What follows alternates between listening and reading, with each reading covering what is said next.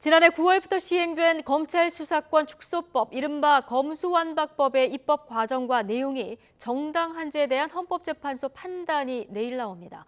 어떤 결과가 나오든 수사기관이나 정치권에 적지 않은 영향을 미칠 것으로 보입니다. 김다연 기자입니다. 검찰 수사권 완전 박탈이란 뜻의 검수완박법은 검사의 직접 수사 범위를 기존 6대 범죄에서 2대 범죄로 줄이고 보안 수사도 일부 제한하는 법으로 입법 과정에서부터 논란을 빚었습니다. 법이 시행된 지 반년 만에 헌법재판소가 검수완박법, 그러니까 개정검찰청법과 형사소송법이 정당한지에 대한 판단을 내립니다. 국민의힘과 법무부가 각각 국회를 상대로 청구한 권한쟁의 심판 2건입니다. 국민의힘 의원들은 위장 탈당 같은 꼼수로 법률안 심의 표결 권한을 침해받았다며 절차상 하자를 주로 주장해 왔습니다.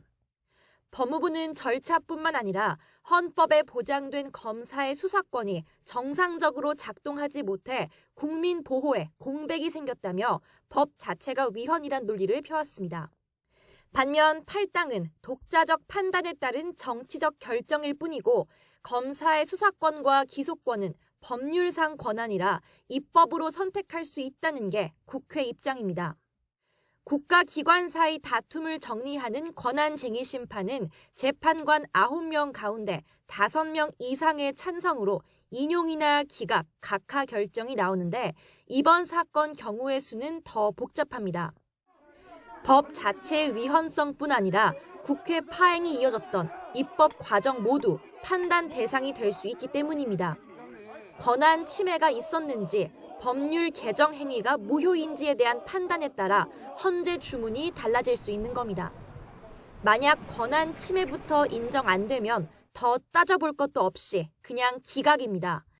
여기서 권한은 국민의힘의 심의 표결권과 검사의 수사권 등으로 기각된다면 국회의 입법 자율권이 더 중요하다는 취지로 해석할 수 있습니다. 일부만 인용될 수도 있습니다. 권한 침해는 인정됐지만 법률의 위헌성은 인정되지 않는 경우입니다. 권한 침해와 위헌성이 모두 인정되는 경우엔 전부 인용 결정이 내려집니다. 이 경우 법은 무효가 될 것이고 입법 공백을 채우는 건 다시 국회의 몫으로 돌아가게 됩니다. 물론 소송 자격 자체가 인정되지 않으면 본안에 대한 판단 없이 각하가 나오게 돼 현행법이 그대로 유지됩니다.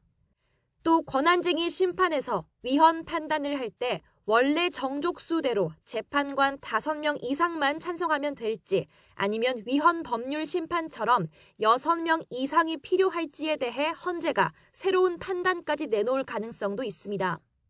헌재가 두 사건에 대해 각기 다른 결정을 내린다고 가정하면 경우의 수는 더 늘어날 수밖에 없습니다. 만약 이번 권한쟁의 심판에서 법률에 대한 무효 판단이 나온다면 이는 헌재 역사상 첫 사례가 됩니다. YTN 김다연입니다.